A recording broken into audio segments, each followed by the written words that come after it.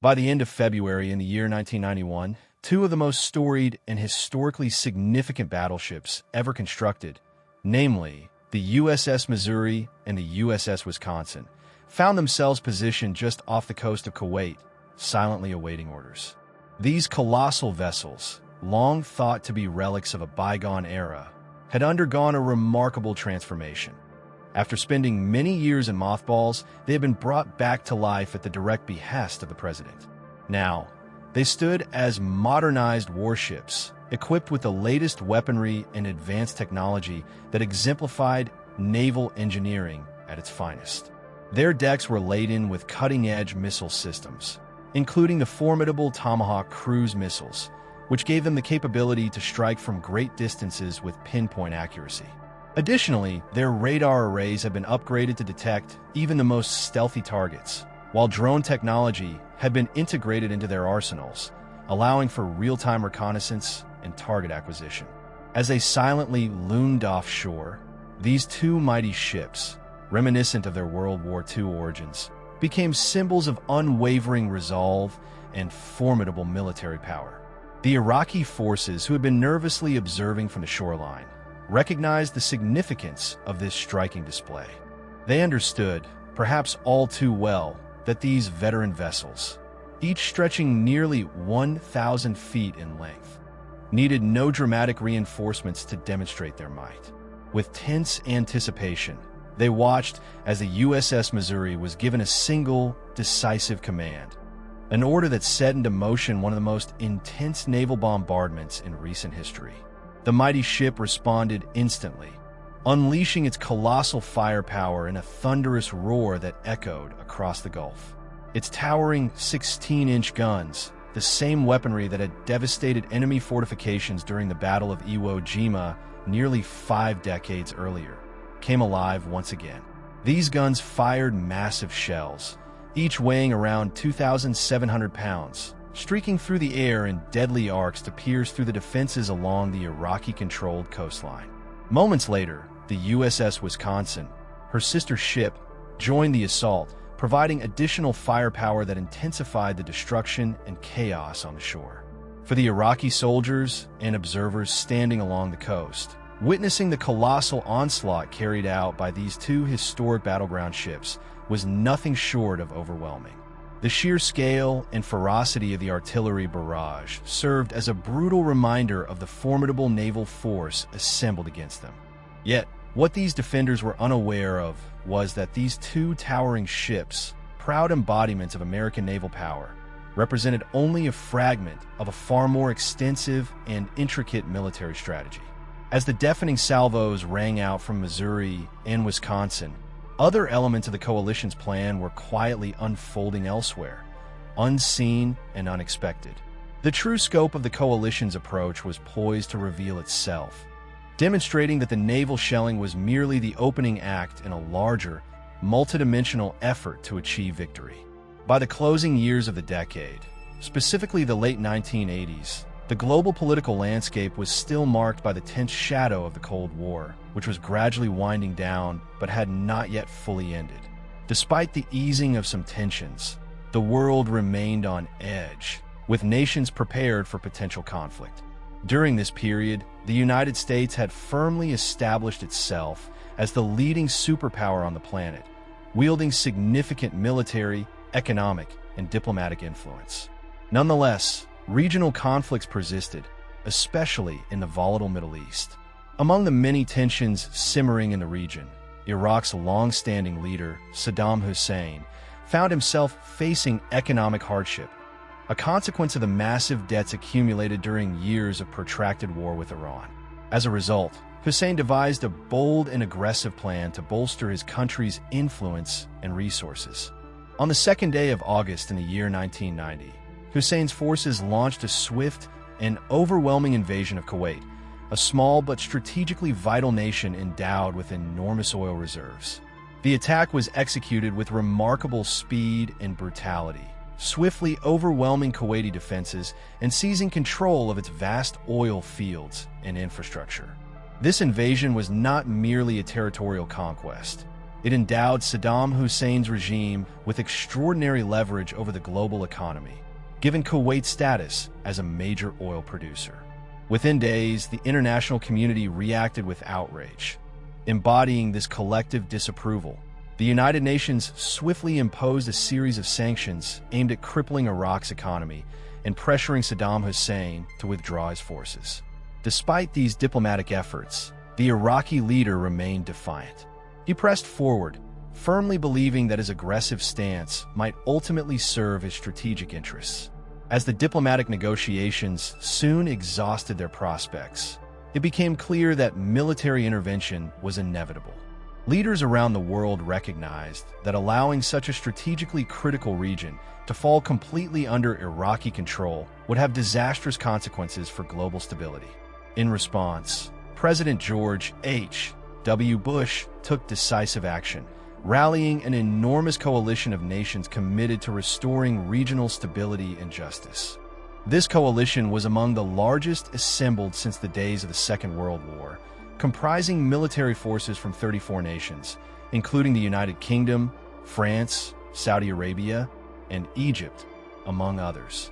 Over 800,000 soldiers converged from these diverse countries, working tirelessly in unison toward a common goal. In the early days of August, the United States launched Operation Desert Shield, a defensive mission primarily designed to protect Saudi Arabia and its vital oil infrastructure from any further Iraqi aggression. This operation involved fortifying positions along the Saudi border, establishing a strong presence to deter any imminent Iraqi attacks. Through this strategic formation, the coalition provided itself with crucial time, both to organize and ready their forces for the next phase of their campaign, which would entail going on the offensive to liberate Kuwait and restore the sovereignty of the smaller nation. As the events of Operation Desert Shield began to unfold in the early months of 1991, the international community, led by the United Nations, issued a clear and uncompromising demand to Saddam Hussein. This demand was formalized in Resolution 678, a decisive directive that granted authorization for the use of force should Iraq fail to comply with the demand to withdraw its troops from the occupied territory of Kuwait by the 15th day of January of that same year. The wording was explicit and unambiguous. If military aggression persisted beyond this deadline, then the forces opposing Iraq would be justified in launching a full-scale military operation against its regime and military installations. With this ultimatum issued, the critical countdown began, setting a definite timetable for action that cast a sense of urgency over the coalition forces preparing for subsequent military measures. As the seconds and days ticked away, the coalition commanders and soldiers mobilized their resources, knowing full well that this coming campaign would be unprecedented in its scale and intensity, especially considering the circumstances at the close of the 20th century, where such large-scale multinational military actions had become quite rare. Preparations for what was to become an all-out assault were intense and meticulous, aiming to ensure that every possible advantage would be utilized to regain control of Kuwait with minimal delay. Achieving a quick and decisive victory was paramount. But the strategic complexities of dislodging Iraq's well-equipped and numerically formidable armored forces presented significant challenges. While Iraq's military, particularly its armored units, was considerable in size and firepower, the coalition forces possessed a distinct advantage in numbers, an important factor that could, in theory, tip the scales in their favor. Nonetheless, it was evident that a head-on confrontation would likely result in heavy casualties on both sides and could prolong the conflict, making rapid victory more difficult. Recognizing this, General Norman Schwarzkopf, the commanding officer of the coalition forces, along with his team of highly skilled military strategists, began formulating a plan that went beyond straightforward brute force. Their goal was to outthink and outmaneuver Iraq's defenses by employing a sophisticated combination of conventional military force and strategic deception, aiming to create an operational advantage that would lead to swift success. The core of this plan revolved around a carefully orchestrated three-pronged strategy, each component designed to complement the others in a seamless execution. The first prong involved executing a direct, forceful infantry assault aimed at the Iraqi forces positioned within Kuwait and along its borders. This offensive would serve to pin down Iraqi troops, prevent their tactical redeployment, and inhibit their ability to reinforce other critical areas. By engaging enemy units directly, coalition forces aimed to tie down the Iraqi defenders in a localized confrontation, thereby reducing their ability to maneuver freely or respond adequately to subsequent operations. The second prong of the plan was even more daring, a flanking movement intended to outflank the Iraqi defenses from the west through a rapid and aggressive maneuver. This involved the deployment of heavy armored units, primarily tanks, which would sweep across the expansive deserts of Kuwait and the neighboring Iraqi territories. This maneuver, often described as a left hook, sought to circumvent the main Iraqi defensive lines by moving around their flanks. The tanks would rapidly traverse the open desert terrain, bypassing heavily fortified positions, and then strike from the west, cutting off the Iraqi supply routes and communication lines. The objective was to encircle significant portions of the Iraqi forces, effectively trapping them and creating a strategic pincer movement that would force their surrender or annihilation. However, these first two components of the overall strategy depended heavily on the success of a third, and most audacious element, a staged amphibious assault designed to deceive the Iraqi military into believing that the primary invasion would originate from the Persian Gulf. This deception involved an elaborate simulation, meticulously planned and executed, that would make Iraqi defenses commit their resources toward defending the coastline and shipping lanes, while the real main thrust from inland areas progressed undetected and unhindered. The idea was to create a diversion, making the enemy believe that their primary threat was coming from the water, while the actual attack would be launched from land, striking from the south and west simultaneously. The success of this amphibious false flag operation depended on misdirection and overwhelming naval force. To convince the Iraqi military of the credibility of the deception, the coalition needed a display of immense naval power, particularly in the form of the mighty battleships that symbolized raw maritime strength. Among these formidable vessels, the United States Navy had ships that were perfectly suited for such a critical role. Notably, the USS Wisconsin, a battleship of the Iowa class, stood out as an ideal candidate for this operation. This ship, an impressive example of mid-20th century naval engineering, had been commissioned back in April of the year 1944 and had played a significant role in the Pacific theater during World War II. Toward the end of that war, specifically in the fall of 1944, the USS Wisconsin was actively involved in providing vital fire support during joint amphibious assaults, particularly during the campaigns to retake Japanese-held islands and to support carrier strike groups launching air attacks from the sea. The USS Wisconsin was equipped with one of the most powerful armaments of her time, an array of 9 enormous 16-inch guns housed within 3 massive turrets. These formidable guns could hurl shells weighing approximately 2,700 pounds over a distance of up to 23 miles, making her an extraordinary symbol of naval firepower capable of delivering devastating bombardments from afar. Besides her main battery, the battleship also carried a variety of secondary weaponry, notably a broad array of 5-inch dual-purpose guns that served a dual role.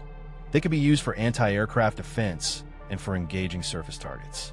Her firepower, combined with her formidable armor and the naval expertise of her crew, made her an imposing presence on the ocean and a critical component of U.S. naval strategy during her active service years. Meanwhile, her sister ship, the USS Missouri, another iconic battleship of similar design, was commissioned slightly later, in June of 1944, and entered the active theater a bit too late to significantly influence the major naval battles of the Pacific War. However, the Mighty MO, as she was affectionately called, subsequently proved her worth during the final months of the war. From January of the year 1945 onward, she played an important role in providing artillery support during the iconic invasions of Iwo Jima and Okinawa, two of the most brutal and decisive island campaigns in the Pacific. Her massive guns rained shells down upon Japanese defensive positions, helping to soften enemy lines and support the relentless advance of Allied troops across the treacherous island terrain. These historical feats demonstrated her capacity to deliver overwhelming firepower in the most intense combat conditions, making her an enduring symbol of naval strength and a vital asset for the United States Navy across multiple significant conflicts. With this context, it is clear that the existing naval strength, particularly the presence of these powerful battleships like the USS Wisconsin, was a crucial element in the coalition's strategic plan for the Gulf War. Their formidable firepower, combined with their historical reputation, served not only to intimidate potential adversaries, but also to lend credibility to the deception operations that aimed to mislead Iraq about the timing and location of the main assault. This comprehensive approach sought to maximize the chances of success through a carefully calibrated combination of direct attack, maneuvering, and deception, all designed to bring about a swift and decisive resolution to the conflict while minimizing casualties and destruction. Most notably and historically significant, she stood at the very heart of one of the most momentous and defining moments of the entire conflict, known as the Second World War. On the second day of September in the year 1945, her decks became the solemn and symbolic site where Japan finally surrendered unconditionally to Allied forces in a formal ceremony held in the calm waters of Tokyo Bay. This historic event marked not only the official conclusion of a brutal and extensive global conflict that had engulfed much of the world for 6 years, but also signified the end of what many considered to be the glorious, yet fleeting era of battleships, which had once ruled the seas with unmatched dominance and power. The surrender aboard her decks represented a significant turning point in naval history, signifying the sunset of this formidable class of warships whose era had been defined by both awe-inspiring firepower and grandeur. When the conflict of the Korean War ignited in the year 1950, she and her sister ships once again responded to the call of duty, demonstrating unwavering loyalty and readiness to serve in times of renewed crisis. These mighty vessels, known for their imposing presence and formidable armament, engaged in intense operations that targeted the heavily fortified defenses of North Korea, as well as concentrated troop formations, supply routes, and vital infrastructure critical for the enemy's war effort. Thanks to her impressive top speed of no less than 33 knots, equivalent to about 38 miles per hour, these Iowa-class battleships could outpace many of their contemporaries, allowing them to keep pace seamlessly with the fast-moving aircraft carrier groups and respond swiftly to rapidly changing tactical situations at sea. However, despite the continued effectiveness of these ships during their decades of active service, rapid technological advancements, driven by the escalating Cold War tensions and the pursuit of new missile and radar systems, began to render even the most powerful battleships less relevant in modern naval warfare. Technological innovations soon outstripped their design, making them increasingly outdated as newer ships equipped with missile systems, aircraft, and electronic warfare capabilities emerged. As a result, both ships were decommissioned in the year 1955 and placed into what was commonly called the mothball fleet, a dormant reserve where ships were preserved in a state of minimal maintenance, awaiting potential future use. This decision marked the end of a long and storied era when battleships had served as the backbone of naval power. By the mid-1980s, significant shifts had transformed the landscape of maritime combat. Naval warfare had evolved considerably, incorporating cutting-edge missile technology, advanced electronic systems, and more sophisticated tactics, making traditional battleships appear increasingly obsolete in the face of modern threats. Yet, amid this technological revolution, President Ronald Reagan sought to bolster America's naval strength by adopting a bold and ambitious strategy. He envisioned a revitalization of the fleet through a grand plan to expand the U.S. Navy to a total of 600 ships, a staggering increase designed to reaffirm the country's maritime dominance and project military power across the globe. This initiative was rooted in the understanding that in a time when Cold War tensions could escalate at any moment into open conflict, the sheer firepower and imposing presence of battleships still conveyed a powerful strategic message, one that symbolized America's technological prowess, military readiness, and unwavering resolve. Recognizing this importance, all 4 of the remaining Iowa-class battleships, once retired, were brought back into active service, marking an extraordinary revival in their operational status. Yet, to meet the demanding challenges posed by modern warfare, these veteran vessels required significant modernization and upgrades. While their iconic main guns remained as symbols of their formidable legacy, their offensive capabilities were vastly expanded through the integration of multiple missile systems. Most notably, they were fitted with 32 Tomahawk cruise missiles, long-range, highly precise, and capable of striking targets deep inland with devastating effect. In addition, a set of Harpoon anti-ship missiles enhanced their offensive options, providing versatile firepower against enemy vessels. To counter contemporary threats, such as incoming missile attacks and enemy aircraft, the shipyard workers installed the Phalanx Close-In Weapon System, CIWS, a radar-guided, rapid-fire gun system designed for last-resort defense against projectiles and aircraft.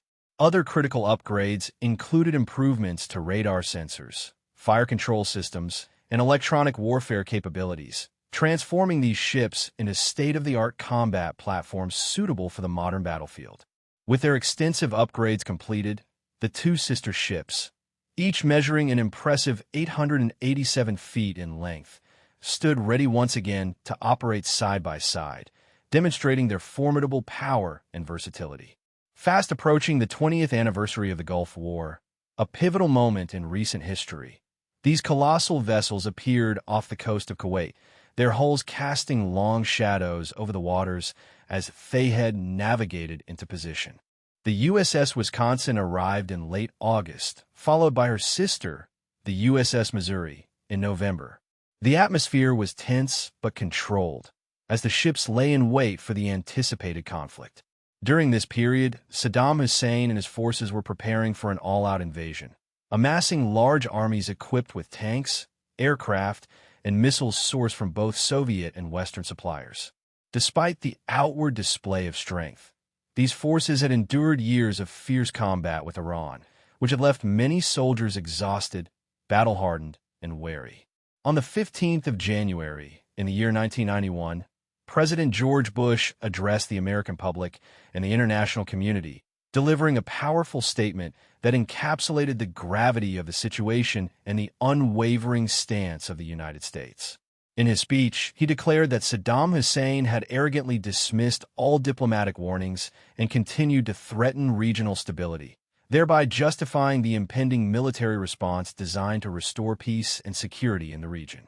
This extensive and detailed account underscores the enduring legacy and strategic importance of these iconic battleships, their evolution through modern technological upgrades, and their critical role in shaping naval history during pivotal moments of the 20th century and beyond. Instead, he deliberately attempted to transform the entire situation into a controversy solely involving Iraq and the United States of America. However, his effort to frame the conflict in such a binary, simplified manner was ultimately unsuccessful. By the night of January 17, 1991, a truly remarkable and unprecedented coalition of nations had coalesced in the Gulf region, composed of representatives from no fewer than 20 countries. These nations spanned across 5 continents, encompassing Europe, Asia, Africa, and the members of the Arab League, each contributing military forces that stood united shoulder to shoulder against the regime of Saddam Hussein. This collective military presence was a clear and unequivocal sign of a new, more complex chapter in modern warfare, marking the onset of an era characterized by multilateral solidarity and coordinated military action. It was during this moment that it became evident to all observers that a significant and decisive shift in the nature of international conflict had taken place, and that the world was entering into a new epoch of warfare. This formidable coalition was equipped with the most advanced military technology available at the time, state-of-the-art precision-guided missiles capable of striking with pinpoint accuracy, stealth aircraft designed to evade enemy radar detection, and sophisticated high-tech air power systems that dominated the skies as well as the battlefield below. These technological marvels played a crucial role in establishing dominance over the enemy forces, striking fear into Saddam Hussein's regime and positioning the coalition for success.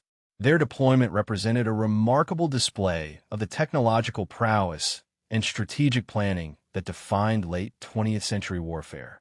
Despite the dominance of these cutting-edge tools and modern tactics, a surprising and poignant element of the operation was the essential participation of two battleship legends, venerable relics from a bygone era.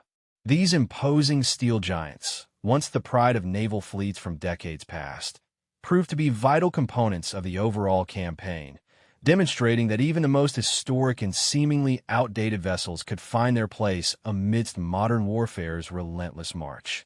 The last time these twin ships, the USS Missouri and the USS Wisconsin, had engaged in combat was during the Korean War many decades prior.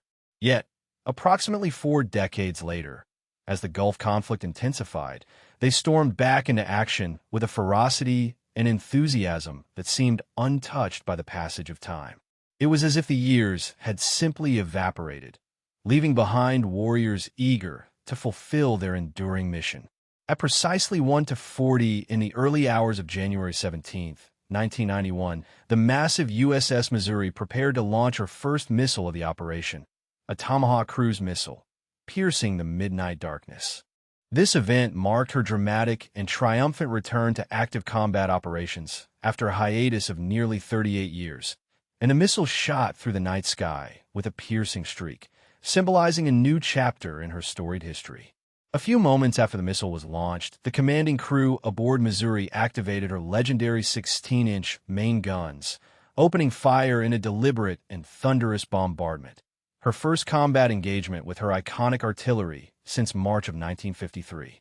The deafening concussions of the heavy shells ripping through the desert air echoed across the vast, arid landscape as Missouri targeted an Iraqi command and control bunker situated near the Saudi border. The scene was a vivid illustration of the ship's enduring power and strategic utility, reaffirming her place in the modern battlefield. While Missouri was delivering her punishing blows, another distinguished vessel, the USS Wisconsin, played an equally crucial role in the operation.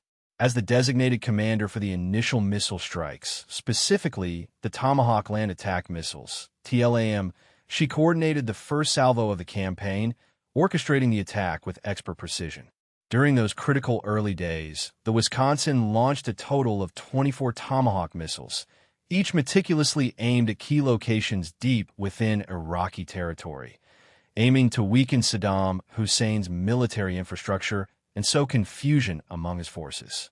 This coordinated missile attack signaled the start of a complex and multi-layered military operation, a carefully crafted strategy designed to deceive and disorient the enemy. By launching this initial barrage, the coalition effectively set the stage for broader advances and further assaults. The operation's momentum continued to build as the days progressed. On the 29th of January, 1991, the USS Missouri, accompanied by the USS Kurtz, a specialized frigate equipped with advanced mine detection and avoidance sonar, began her northward journey along the Persian Gulf. The USS Kurtz played a vital role in navigating the treacherous waters, guiding the battleship safely through the mine-laden channels and hazardous maritime conditions, ensuring her reach to targeted attack zones.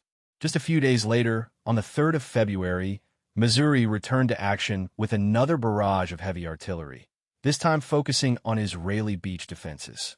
She fired a total of 112 rounds, unleashing her iconic guns in a bombardment aimed at suppressing Iraqi defensive positions and supporting ongoing operations ashore. These efforts were coordinated from above by an unlikely yet effective ally, a Marine Corps OV-10 Bronco aircraft. Despite being an aging model, long considered a relic of a previous era, the OV-10 Bronco demonstrated its enduring value and adaptability. It played a key role in directing artillery fire, providing real-time target acquisition and adjustments that increased the accuracy and effectiveness of the ship's bombardments. This blend of antiquated and modern technologies exemplified how traditional warfare elements and advanced capabilities could merge seamlessly to achieve strategic objectives.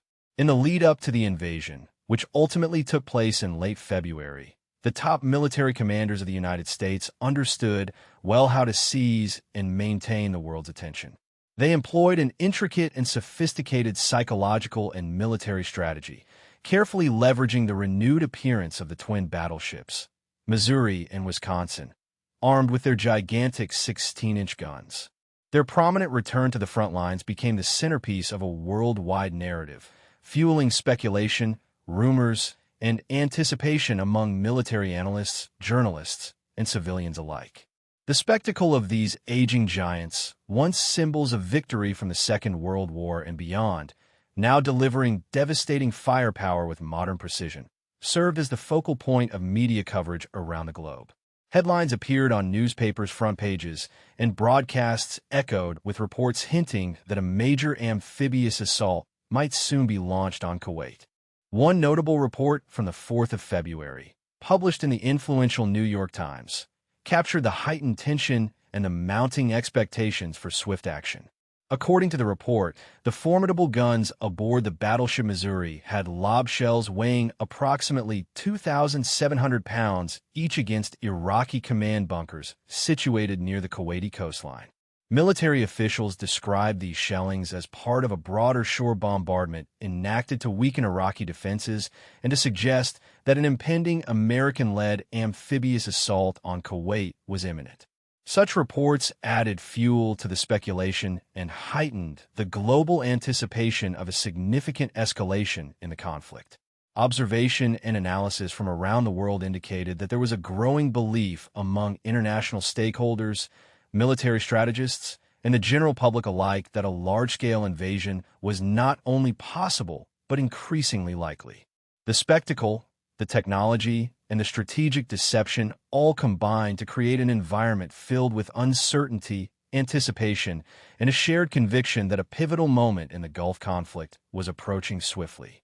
Throughout these tense and meticulously orchestrated maneuvers, the world's eyes remained fixed on the Gulf region, witnessing how high-stakes diplomacy, technological innovation, and military prowess intertwined to shape a campaign that would go down in history as a significant turning point in modern warfare efforts.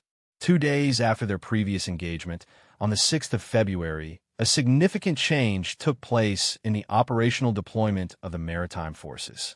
The USS Missouri, which had been serving in the role of providing gunfire support, was relieved from that duty by her equally formidable sister ship, the USS Wisconsin. This transition marked a shift in the tactical orchestration of naval artillery in the ongoing campaign. On the very same day, under the escort of the USS Nicholas, the USS Wisconsin unleashed her formidable firepower, targeting a specific enemy position situated in the southern part of Kuwait.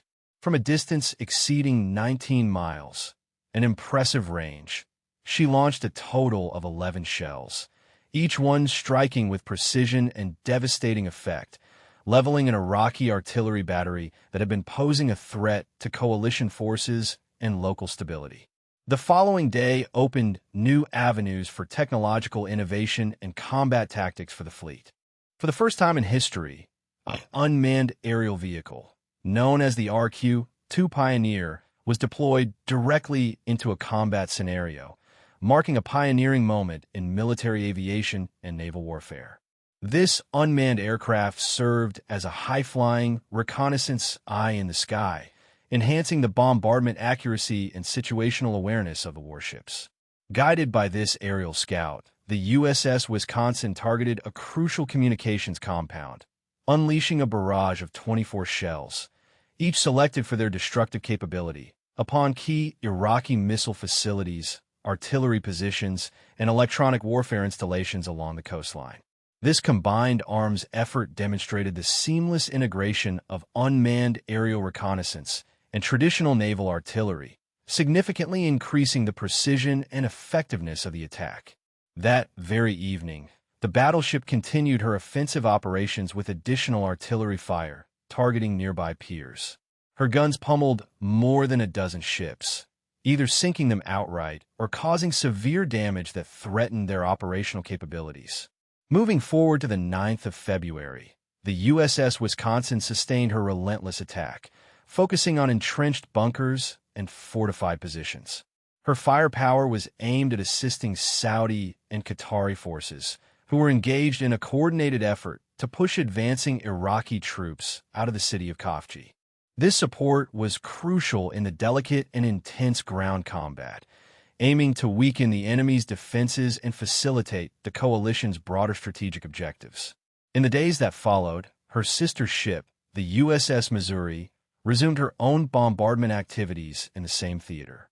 She launched an additional 60 rounds, targeting Iraqi defenses before both ships set course for Falaka Island in preparation for new operations scheduled for the following week. During the transit to Falaka, the importance of drone reconnaissance proved its worth once again. Unmanned aerial vehicles kept providing vital intelligence, with one such drone discovering an Iraqi convoy of resupply trucks moving toward a command post. Without hesitation, the Wisconsin delivered a powerful and precise response, leveling 10 structures in the convoy's path and delivering a decisive blow to the Iraqi logistical efforts. Throughout these days, the two sister ships, Wisconsin and Missouri, worked in close coordination, alternating their positions along the coastline to maximize their firepower and maintain relentless pressure on Iraqi defenses. This continuous effort orchestrated a comprehensive process of disarming, disorienting, and pinning down enemy forces along the coast, effectively limiting their mobility and reducing their ability to reinforce or retreat. The combined firepower of these naval giants and their unmanned scouts paved the way for the coalition's next strategic move, setting the stage for more decisive operations. On the night of the 23rd of February, both battleships targeted Falaka Island itself, bringing their formidable artillery to bear in a concerted effort to create a diversion. The purpose of this intense barrage was to deceive Iraqi forces into believing that an amphibious invasion was imminent. Missouri initiated the assault, unleashing her weapons on the island's defenses with relentless ferocity. Each impact of her giant Mark 8 armor-piercing shells, each weighing no less than 2,700 pounds, illuminated the night sky, transforming the darkness into a battlefield lit by fiery explosions. Her Pioneer drone continued to serve as her eyes in the sky, scouting for new targets and providing real-time data to coordinate the ongoing attack. The coastline was soon rocked by a series of deafening explosions and torrents of shellfire, shaking entrenched Iraqi positions buried within fortified bunkers and reinforced defenses. The sound of shells impinging on their positions, combined with the chaos of the explosions, sent shockwaves through the soldiers, heightening the sense of panic and disarray among the defenders. The air became thick with dust, debris, and the roar of artillery, an overwhelming display of naval firepower that pushed the Iraqi troops closer to the brink of collapse. Once Missouri's devastating assault subsided, the Wisconsin took her turn, deploying her own Pioneer drone to continue scouting for additional targets and opportunities. However, this time, as her drone circled overhead, the Iraqis, having just observed the ferocious barrage inflicted by Missouri's guns, reached a breaking point. Fear and desperation overtook them, and in a remarkable display of surrender, they began to wave makeshift white flags, a symbolic gesture meant not for individual soldiers, but for the mechanical eye above, signaling their intent to surrender. Their surrender, unusual in its form, highlighted the psychological impact the relentless artillery and drone surveillance had on them. The drone operators aboard Wisconsin, observing this unexpected response, relayed the situation to their commanding officer, Captain David Bill III. With a touch of amusement, they radioed in a question, asking, "Sir, they want to surrender. What should I do with them?" This moment underscored both the daunting power and the surprising human element intertwined within modern warfare, where even the enemy's fear and desperation are laid bare before unmanned eyes in the sky. This extraordinary event has etched itself permanently into the annals of military history as one of the most unforgettable and defining moments of the entire Gulf War. It was a time when technology and strategy intersected in a way that changed the understanding of modern warfare forever. This incident also marked an unprecedented milestone. It was the very first recorded occasion in recorded history where an adversary surrendered not to a human crew or a traditional manned vessel, but directly to an unmanned drone that was under the control of a naval ship thousands of miles away. Such a remarkable feat underscored the rapid evolution of military tactics and technological capabilities, showcasing a new era in warfare where unmanned systems could hold a decisive advantage. The following day after this historic surrender, the USS Wisconsin and her dedicated crew responded decisively to multiple calls for fire support that came from various positions along the battlefield.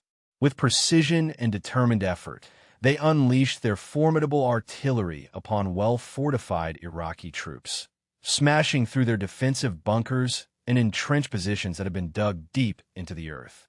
The destructive power of their weapons was brutal and effective, forcing the Iraqi forces to retreat from their strongholds and exposing their vulnerabilities. Observing this relentless barrage and the devastation caused by her sister ships, a Saudi Marine commander, witnessing the overwhelming firepower unleashed upon the enemy, couldn't contain his admiration. Over the radio, he expressed his heartfelt wish. He wished his navy had even a single battleship akin to the formidable ships operating alongside them. His words reflected both admiration and a sense of longing for such technological might, as he saw firsthand the power and precision that battleships like those could wield. Meanwhile, the warships Missouri and Wisconsin, operating in close coordination, maintained their unbroken commitment to holding the line and executing their missions flawlessly. Despite the setbacks faced and the intense confrontation, they continued to stand steadfast at their positions. However, the Iraqi military, desperate and cornered, devised one more perilous and audacious plan, a last-ditch effort to strike back with lethal force. The very next day, the USS Missouri boldly advanced to within approximately 10 miles of the Kuwaiti coast, with high-security escort ships, the USS Jarrett and the HMS Gloucester, moving alongside her to ensure safety and prevent any enemy interference. The illusion of invincibility was carefully maintained, with the battleship pretending to be vulnerable but actually prepared for whatever might come. Just before the clock struck 1 o'clock in the morning, the mighty Missouri unleashed yet another barrage, targeting Iraqi positions along the coastline with formidable continual fire, pounding the shoreline with relentless ferocity and hammering targets that had previously seemed impregnable. To make their false maneuver even more convincing and to uphold the illusion that a full-scale invasion was imminent from the sea, a squadron of 10 Marine Corps helicopters launched a daring and conspicuous feint near a place called Ash-Shwaiba. Their engines roared loudly across the Gulf, creating an unmistakable symphony of military activity designed to mislead the enemy into believing an invasion was in full force. This bold move, however, did not go unnoticed by Iraqi forces. They closely observed the aerial activity and responded with equal ingenuity and aggression. As the helicopters withdrew from their apparent attack run at around 4:52 in the morning, Iraqi military units, still convinced that the invasion was imminent from the ocean, took action by launching 2 advanced Silkworm missiles from the shore. These missiles were directed straight toward the USS Missouri, which was still steaming in the Gulf. The moment the missiles were launched, an A-6 intruder aircraft, circling high above the scene, quickly detected the incoming threats. Through its radar systems, the aircraft reported the 2 distinct missile trails streaking through the pre-dawn sky, a chilling confirmation of the imminent danger. The first missile, confused by the chaff, a form of decoy designed to mislead incoming projectiles, veered off course and harmlessly plunged into the sea, landing between the USS Missouri and another nearby ship, the USS Jarrett. However, the second missile was not deceived or diverted. It continued its lethal trajectory with unyielding purpose, accelerating rapidly and locking onto the target with deadly precision. It closed the gap between itself and the battleship at an alarming pace. From more than 20 miles distant, radar operators aboard the Allied ships detected the missile's violent approach and realized with mounting dread that it was headed directly for the Missouri. In the moments that felt stretched by tension and fear, the crew aboard the battleship heard a chilling command across their communication systems. "Missile inbound. Brace for shock." This stark warning sent a ripple of anxiety through everyone on board, as they understood the peril they faced. With adrenaline surging through their veins, the crew members prepared themselves for what was unquestionably a potentially catastrophic event. Meanwhile, the nearby HMS Gloucester, one of the ships providing vital defense support, quickly picked up the incoming missile on its radar system. Reacting with lightning-fast efficiency, the destroyer launched a pair of Sea Dart missiles, state-of-the-art surface-to-air weaponry, aimed precisely at the incoming threat. Once airborne, these missiles homed in on the Silkworm and successfully collided with it in midair, destroying the missile just inches before it could reach the mighty Missouri. This successful interception was not merely a routine defensive feat. It was a historic moment, marking the very first time in combat history that a missile had been intercepted and destroyed by another missile at sea, demonstrating the extraordinary progress in missile defense technology. With the immediate threat neutralized and the enemy's missile capacity demonstrably impaired, the Allied forces shifted their focus to locate and neutralize the launch site. An E-2C Hawkeye, an advanced airborne early warning aircraft circling high above the battle zone, quickly coordinated with surveillance and reconnaissance units to precisely identify where the sea-launched missiles had originated. With the launch site pinpointed, attack aircraft, specifically designed and tasked for precise strikes, were dispatched to deliver their devastating payloads. No less than a dozen Mk-20 Rockeye cluster bombs were released over the identified missile site, unleashing a brutal rain of explosive projectiles that decimated the remaining missile batteries and reduced their structures to a jumble of rubble and debris. This decisive action effectively wiped out the Iraqi missile threat, preventing any further attacks from those shore-based launchers. But it also served as a stark reminder of the brutal and relentless nature of modern warfare. Despite the destruction of the missile crews and their batteries, history reminded the forces present that danger was never entirely eradicated in such conflicts. Just a few hours later, on the 25th of February, the USS Missouri continued her relentless assault on Iraqi coastal targets. Her formidable guns thundered across the water for yet another flurry of strikes, at the same time keeping the pressure firmly on enemy forces and demonstrating unwavering resolve. The sound of her artillery echoed across the Gulf, signifying the ongoing intensity of the campaign and the unyielding determination of the Allied naval forces engaged in this high-stakes operation. The confrontation appeared interminable, stretching on without any clear resolution in sight. As the HMS Gloucester gradually withdrew from the scene, the battle didn't come to a definitive end. Instead, the focus shifted to the vessel accompanying the American battleship Missouri. Now, Missouri was flanked by the USS Jarrett, a smaller yet agile escort vessel, as well as the HMS Atherstone and HMS Exeter, both of which were Royal Navy destroyers bringing their own formidable firepower and vigilance to the tense maritime environment. Amid these tense maneuvers, the situation took a perilous new turn that heightened the stakes considerably. Suddenly, the lookout aboard Missouri observed a thick, ominous column of black smoke rising against the sky, a visual signal that an oil well, a critical resource, had been deliberately ignited by Iraqi forces attempting to sabotage the Allied operations. The sight of this billowing smoke was more than just a visual threat. It served as a stark reminder that the enemy was actively engaging in tactics designed to create chaos and fuel further destruction. As the crew on Missouri absorbed this grim development, the atmosphere on board grew tense and charged with anticipation.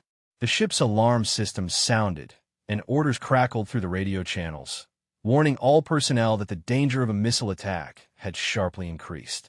In that moment, the crew understood that the threat might escalate to an actual missile launch, targeting their fleet with deadly precision. No more than a handful of hours earlier, Missouri had experienced a harrowing close call, a narrowly avoided missile strike that had sent shockwaves through the crew, leaving them tense and alert. Now, as the seconds ticked by, the sailors braced themselves once again for another potential threat. The captain and her officers quickly activated the ship's defensive measures, deploying chaff, small, aluminum foil strips designed to confuse incoming missile guidance systems, hoping to mislead and divert the lethal projectiles before they could strike home. However, what then unfolded was an unforeseen and startling disaster that no one could have anticipated. The chaff cloud, meant to serve as a decoy, drifted in unpredictable patterns, passing between Missouri and the USS Jarrett. In the chaos and confusion, the automatic targeting system of the Jarrett's close-in weapon system, known as Phalanx, perceived the chaff as an actual threat, an incoming missile needing neutralization. Without hesitation, and on autopilot, the Phalanx system activated, unleashing a rapid barrage of 20mm rounds. In a tragic turn of events, the bullets from Jarrett's defensive gunfire found their unintended target, Missouri itself. The series of high-speed projectiles sprayed across the deck, striking the battleship with lethal accuracy. The sudden barrage jolted the crew, an unintentional act of friendly fire that momentarily turned chaos into catastrophe. The realization dawned quickly. A grave mistake had been made, and in the blink of an eye, what was meant to defend had inflicted harm. This immediate, technological mishap ignited a tense cloud of confusion and fear. Rumors spread swiftly among the crew that a chemical attack might be imminent, and the sailors scrambled to don their gas masks and protective gear, each second heavy with the dread of chemical warfare, which was feared to be unleashed at any moment. The sense of vulnerability grew palpable, transforming an already intense engagement into a frantic effort to prepare for the worst. Despite the chaos, Missouri had narrowly evaded destruction once again, her sturdy structure withstanding the damage inflicted by the friendly fire, which was superficial rather than catastrophic. Fortunately, no one was seriously injured. No lives were lost in this incident. Yet the close call underscored how precariously balanced their situation was, especially considering the volume of danger they faced that single day. After what felt like endless minutes of uncertainty, a glimmer of relief finally emerged. The tension, which had remained thick and oppressive, began to ease as the crew received the order to lower their gas masks and stand down from their defensive posture. They were still advised to keep their protective gear ready, just in case, but the immediate threat seemed to have subsided. The ship's commander, through the intercom, broke the tense silence with reassuring words. All stations, relax the gas masks. There's no reported gas and no missile activity, he announced, his voice steady but cautious. As this message was transmitted across the decks, a collective wave of relief washed over the crew members. The perpetual fear of chemical attacks that had hovered overhead during the Gulf War persisted in the backdrop. Yet, at this moment, the imminent danger appeared to have dissipated. For the personnel who had experienced that harrowing day firsthand, the events remained vividly etched in their memories for years to come. One such crew member, Bill Genero, who was stationed in the complexity of the ship's fighting systems, specifically in the plotting room that coordinated Missouri's gunfire, later recounted the ordeal with haunting honesty. He described the relentless tension of that day, emphasizing the critical importance and vulnerability of the control room nestled deep within the armored hull of the battleship. He recalled how the plotting room represented the vital organs of the vessel, the nerve center responsible for directing the enormous 16-inch guns and managing combat engagements.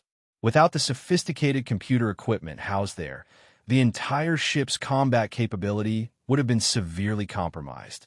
To protect it, the room was situated deep within the ship's armored belt, positioned close to the engine rooms, deliberately chosen to shield the sensitive equipment from incoming shells, torpedoes, and other deadly projectiles. Still, even with these precautions, the realization that a missile bearing down upon them, and that there was almost nothing they could do but stand helplessly and endure the attack, left a profound impact. Bill reflected on that moment, questioning whether the end was near as the missile threat loomed overhead, and whether their survival was merely a matter of luck or fate. As the coalition forces pressed forward with their ground offensive on the land, in the early hours of the 25th of February, naval units along the coastline, including this formidable fleet, actively prevented any attempts at redeployment or repositioning. The entire theater was tense with anticipation, each vessel and crew member aware of how critical their roles were in the larger conflict. And as the 26th of February dawned, amidst the relentless desert heat and the chaos of wartime operations, Captain H. Art, whose full identity is central to the ongoing campaign, continued to oversee their strategic movements in the barren, unforgiving terrain, commanding with steady resolve amidst the turbulence of war. Under the commanding leadership of Admiral McMaster, his dedicated crew was propelled into the heart of one of the most defining battles of modern warfare, known famously as the Battle of 73 Easting. This critical engagement became legendary due to the extraordinary level of precision, coordination, and rapid execution demonstrated by the United States military forces.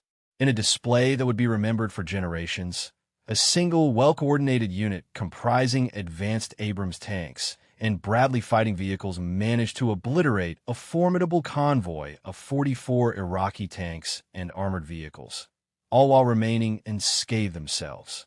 This remarkable feat of tactical dominance was achieved without incurring a single loss, showcasing the superior planning and combat effectiveness of the coalition forces. This swift and overwhelming inland victory not only demonstrated the military's mastery, but also became a symbolic moment in what historians and analysts popularly refer to as the 100-Hour War, a conflict that was fought with unparalleled speed, precision, and strategic brilliance. On that same day, as the coalition forces celebrated their decisive land victory, the state of Missouri launched into action to enforce the ceasefire, undertaking operations aimed at ensuring that the armistice would hold and that hostilities would not resume. This deployment signified the transition from active combat to stabilization and enforcement of peace agreements. By the 28th of February, after weeks of relentless advances and battles across the desert landscape, the Iraqi leader Saddam Hussein found himself cornered. Faced with mounting defeats, the complete disintegration of his military forces, and economic and political pressure mounting from all directions, he finally chose to accept the terms for peace laid out by the coalition. This capitulation marked the end of active hostilities in the conflict, with U.S. President George Bush officially announcing the cessation of military operations and calling for an end to all fighting, bringing a conclusive chapter to the Gulf War. Throughout this intense campaign, the Allied naval forces, specifically the sister ships, the USS Wisconsin and the USS Missouri, contributed dramatically to the overall military effort.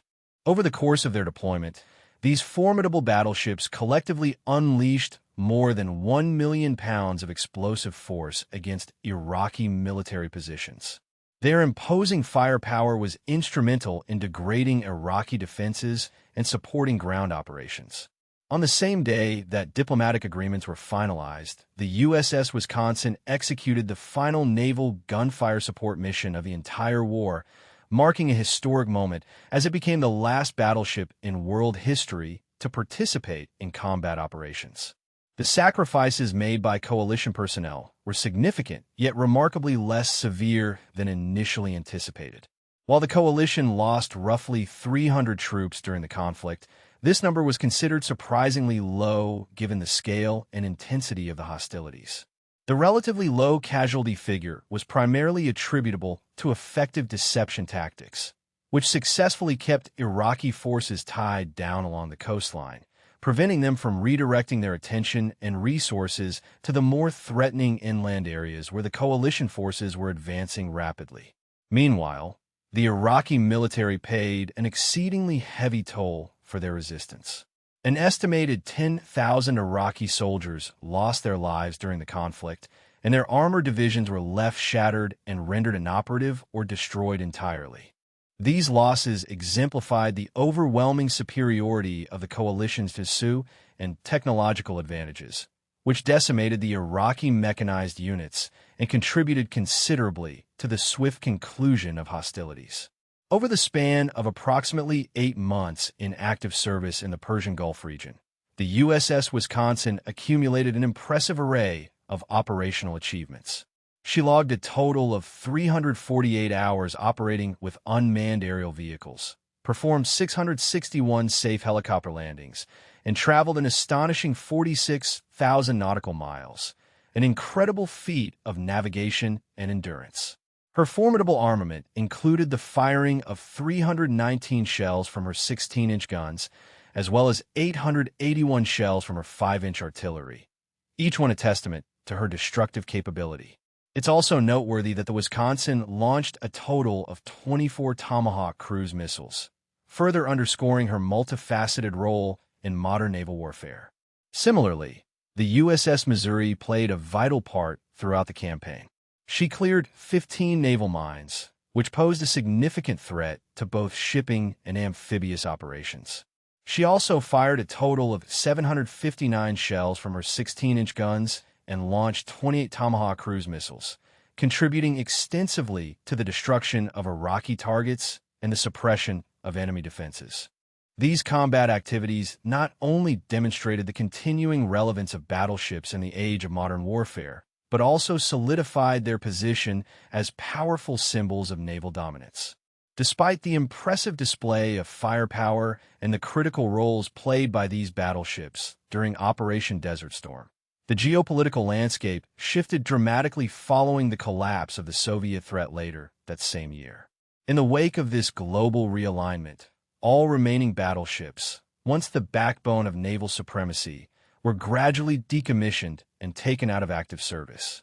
The era of the battleship, it seemed, was drawing to a close, a recognition that newer, more versatile weapon systems had begun to dominate naval combat.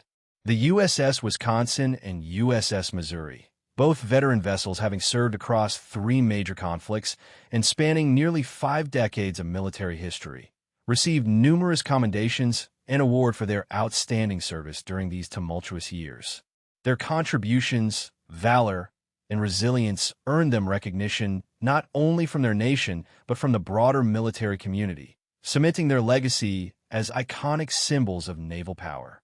Today, these legendary ships are preserved as museum ships, serving as tangible links to a bygone era of naval warfare and as educational platforms for future generations to learn about the history and technological evolution of maritime combat.